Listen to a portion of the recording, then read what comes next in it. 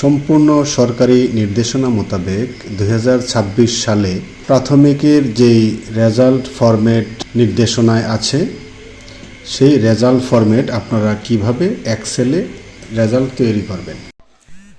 শুরু করার আগে ছোট্ট একটা অনুরোধ করছি, যারা এখনও আমার চ্যানেলটা সাবস্ক্রাইব করেননি তারা এখনই সাবস্ক্রাইব করে পাশে থাকা বেল আইকনে ক্লিক করে অল সিলেক্ট করে দিন, কারণ আমি চাই না আপনি এই ধরনের গুরুত্বপূর্ণ ভিডিওগুলো মিস করেন। ভিডিওতে আপনার গঠনমূলক কমেন্ট আমার এই পরিশ্রমকে সার্থক করবে। তো চলুন শুরু করি।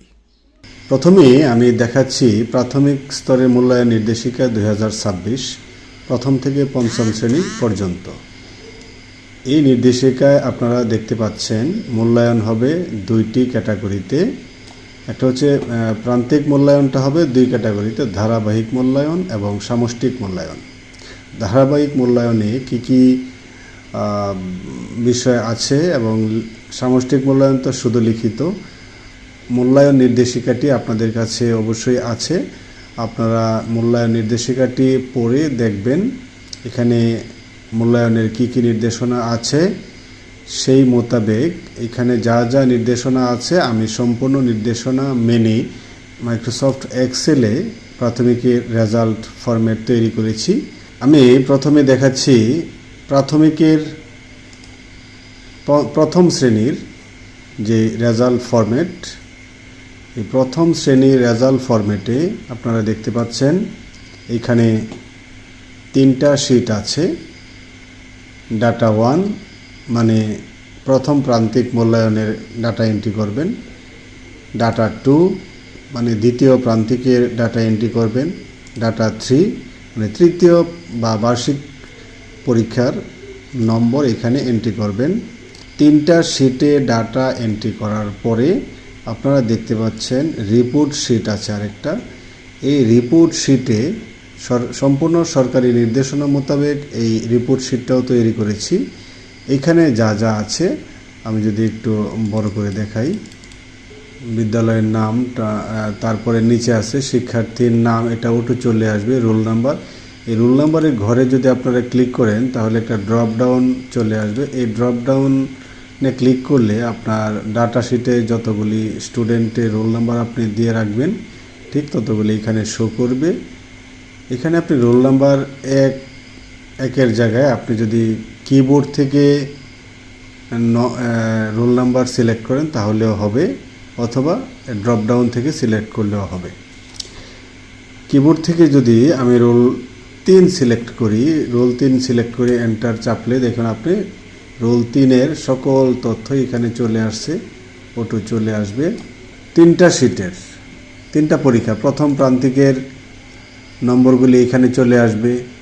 বিষয় লেখা আছে বাংলা, পূর্ণমান সাথে দেওয়া আছে, ধারাবাহিক নম্বর কত, সামষ্টিক নম্বর কত, মোট নম্বর কত, এগুলি এখানে আপনাদের কোনো কাজ নাই, এটা ওটু চলে আসবে। ডাটা শিট যেটা প্রথম প্রান্তিকের, দ্বিতীয় প্রান্তিকের, তৃতীয় প্রান্তিকের একই রকম। আপনারা একটা শিট দেখুন, প্রথম প্রান্তিকের যেই শিটটা, এটাতে প্রথম কলামে হচ্ছে রোল, দ্বিতীয় কলামের নাম, এগুলো আপনাদের স্কুলের রোল এবং নাম লিখে নেবেন। শাখা থাকলে লিখবেন, না থাকলে দরকার নাই। প্রথম আছে হচ্ছে ধারাবাহিক মূল্যায়ন, বাংলা বিষয়ের ধারাবাহিক মূল্যায়ন। ধারাবাহিক মূল্যায়নটা আবার 1টা 2টা 3টা 4টা ক্যাটাগরিতে বিভক্ত।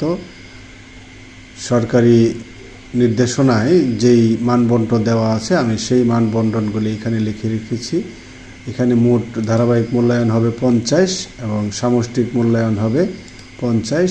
এই মোট 100 নম্বরের পরীক্ষা হবে। 100 নম্বরের এই মধ্যে এখানে ওটু চলে আসবে। আপনি শুধু নম্বরগুলি এই সাদা ঘরগুলিতে নম্বর এন্ট্রি করবেন আর রঙিন ঘরগুলিতে ওটু রেজাল্ট চলে আসবে। প্রত্যেকটা বিষয়ের একই রকম। শেষে দেখুন এখানে 3টা বিষয়, 4টা বিষয়ে সামাজিক বিজ্ঞান, ধর্মশিক্ষা, শিল্পকলা, শারীরিক ও মানসিক স্বাস্থ্য শিক্ষা, এই 3টা শুধু ধারাবাহিক মূল্যায়ন হবে, আর আগের 3টার ধারাবাহিক এবং সামষ্টিক মূল্যায়ন হবে। আসবে মোট প্রাপ্ত নম্বর হচ্ছে 500। এটা শতকরা হার হবে, তারপরে প্রাপ্ত গ্রেড ক খ গ ঘ নম্বর অনুযায়ী গ্রেড নির্ধারণ হবে, আর গ্রেড অনুযায়ী তার শিক্ষণের অর্জিত মান এখানে ওটা চলে আসবে। প্রাপ্ত গ্রেড অনুযায়ী শিক্ষণের অর্জিত মান এখানে চলে আসবে। মেধাক্রম ওটো নির্ধারণ হবে। উপস্থিতিটা আপনার টোটাল কর্মদিবস কত এখানে লিখে রাখবেন, নিচে কোন স্টুডেন্ট কতদিন উপস্থিত এটা লিখে রাখবেন। তাহলে রিপোর্ট কার্ডে সবগুলি তথ্য ওটো চলে আসবে।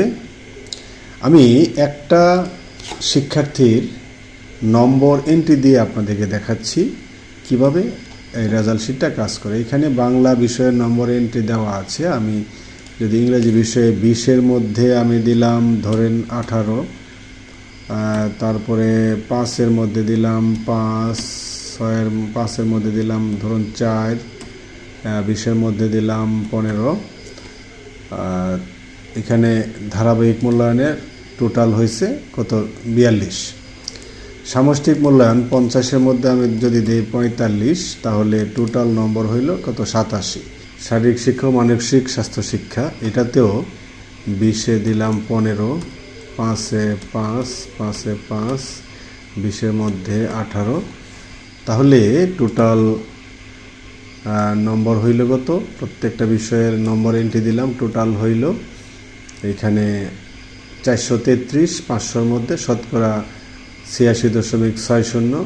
এটা প্রাপ্ত গ্রেড হয়েছে ক, অতি উত্তম চলে আসবে। আমি যদি আরেকটা স্টুডেন্টের এখানে একটা নম্বর এন্ট্রি দেই, ধরুন 15-20-এর মধ্যে আমি 20-ই দিলাম, তাহলে দেখুন তার সহায়তা প্রয়োজন এবং তার মেধাক্রম চলে আসছে 2।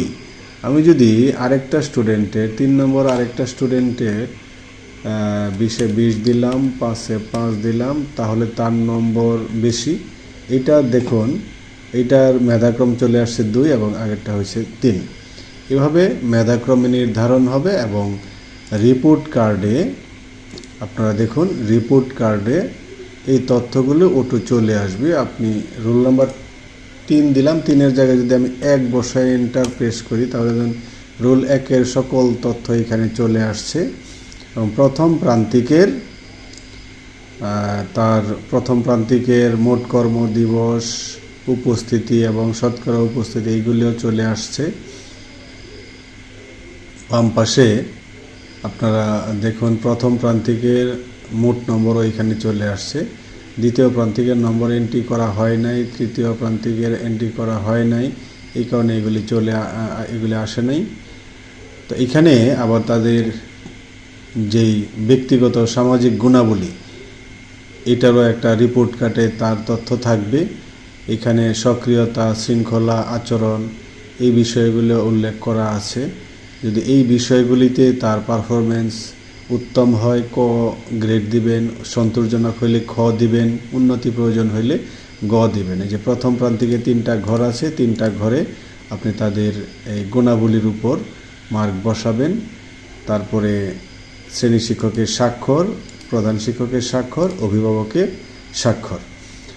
তো এই যে ডান পাশে আপনারা দেখতে পাচ্ছেন 4টা বাটন আছে। এই বাটনগুলি প্রিন্ট বাটনে ক্লিক করলে আপনার এই মার্কশিটটা, এই রিপোর্ট কার্ডটা প্রিন্ট হবে।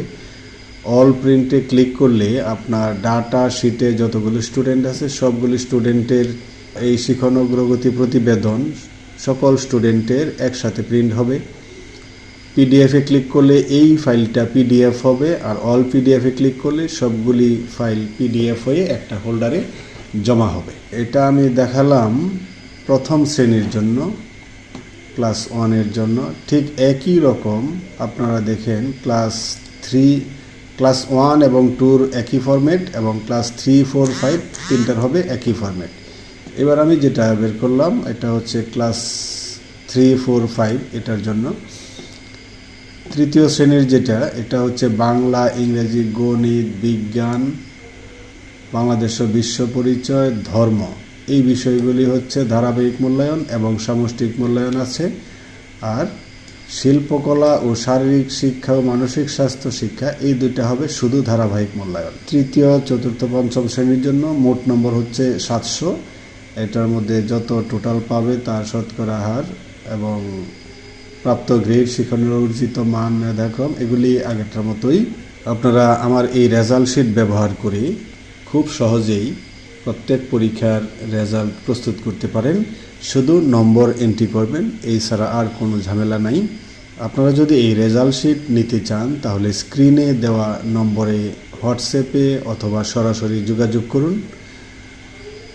আর এই রেজাল্ট শিটটা আপনারা যদি আমার কাছ থেকে এই রেজাল্ট শিটটা নেন তাহলে প্রথমেই এই রেজাল্ট শিট আপনারা যে কোনো একটা ড্রাইভে যে কোনো একটা ফোল্ডারে সেভ করবেন। সেভ করার পরে প্রথমে যে কাজটা হবে, আপনারা কোনো ফাইল ছাড়া, একদম কোনো ফাইল ছাড়া মাইক্রোসফট এক্সেল সফটওয়্যারটা ওপেন করবেন। সফটওয়্যারটা ওপেন করে আপনারা যে কোনো একটা ব্ল্যাঙ্ক শিট ওপেন করবেন। তারপরে বাম পাশে উপরে ফাইলে ক্লিক করে নিচে অপশানে ক্লিক করবেন।